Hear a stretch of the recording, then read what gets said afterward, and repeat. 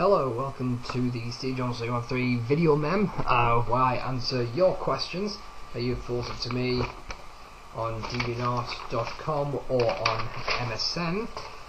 Thank you very much for your questions. I do enjoy answering them. A couple of notes before we start off. Firstly, I apologise for quality. We did have this all recorded on my little brother's handheld camera. Digital camcorder with good quality. Problem is, it's trying to use converters because it already records in AVI, and that doesn't work with the Movie Maker products that I have.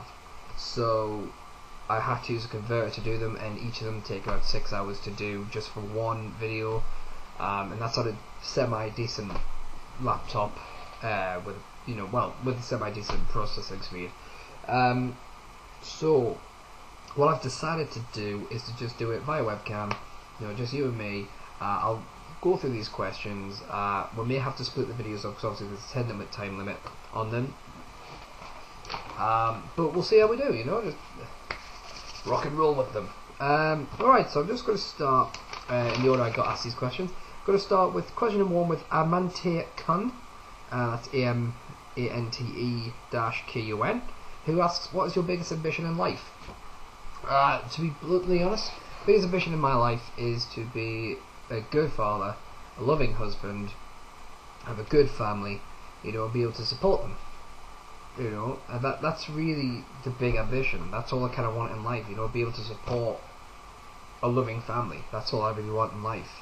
I do have certain aspirations as well. I would love to write a best-selling novel. I would like to be quite a renowned writer, but the family always comes on top of that. That and to be pissing money at my ears, just to be filthy, stinking rich. That wouldn't be too bad. Yeah, Amante can also ask, how does it feel to have actually published a book? Well, I've just touched upon there. I am a published author. My book is called Permit Me to Dream, by Stephen Caulfield. You can buy it from any of the Amazon websites. It was the first book I published. It's a poetry book. It was a huge achievement for me. It was a lifelong dream to publish a book. Finally got it done. Hasn't sold as many as I would like. There are some errors that occurred through the publishing process, but overall, I'm happy I'm getting the book out there. I'm working really, really hard on a novel, 2 novels that I'm working on with my current partner, Love of My Life, Lorne S. Wolfe. So yeah, look forward to them.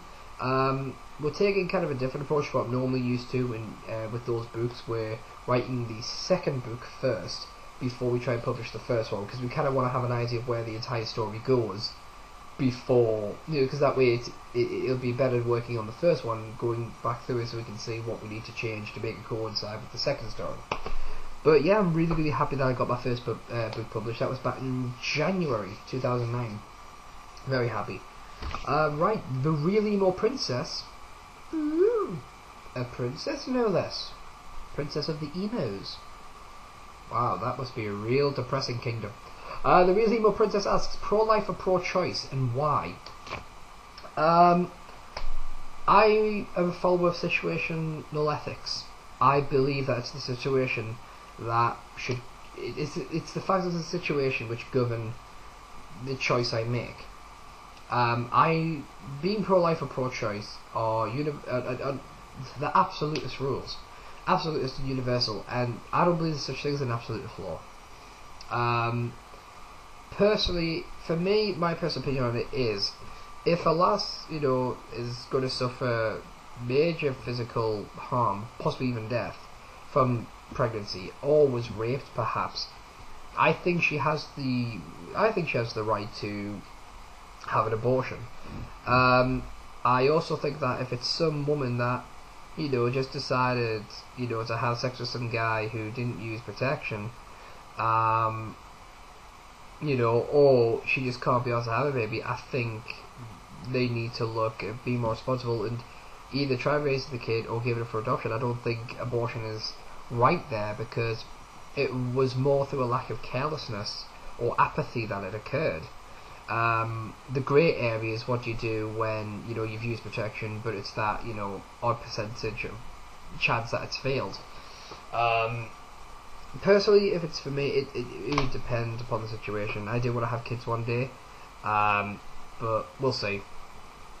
Personally, I don't follow an absolute rule on that, but I have no problem with a woman having the choice at the end of the day, but I may not necessarily agree with her choice.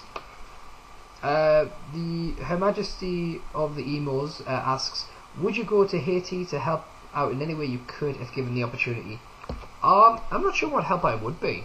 I'm a 23-year-old British guy from the northeast of England with essentially no money whatsoever, and with the experience to work in an office environment, a pharmaceutical company, a whiskey shop, or an office. Not sure how much help I would be in Haiti, although I did work for a cleaner sometimes, so maybe I can clean some rubble away. Yeah, I would, of course I would go. If given the opportunity, I would go down and help as much as I could. We all share this world together, and we've got to try and help each other out.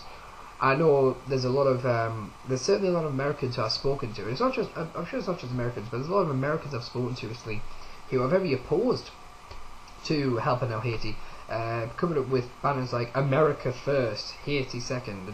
And there's probably some people in Britain who are trying to help. There's probably some people in Britain who are pissed off about British people helping, or Canadian. I don't know, but I think people who are bitching about the whole America first, Haiti second, I think they forget that they're human, and at some point we all need help. And if you're the fucking superpower of the world, you have a duty and a responsibility to help.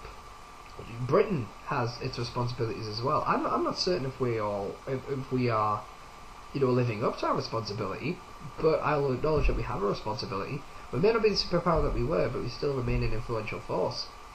So for me personally, I try to help where I can, and if I had the opportunity, yeah, I would fly over and do what I was told, do what I could for these people. I just don't know how much use I could possibly be. I'm going to quickly answer this one because we've got about 2.5 minutes left on this particular part. So up to the 5th question here, asked by 2 people. Faye Writer, also known as Chelsea Clever, and Ashley Miller, my sweet Canadian friend, who I sometimes call my Canadian kitten. Why? Because why not?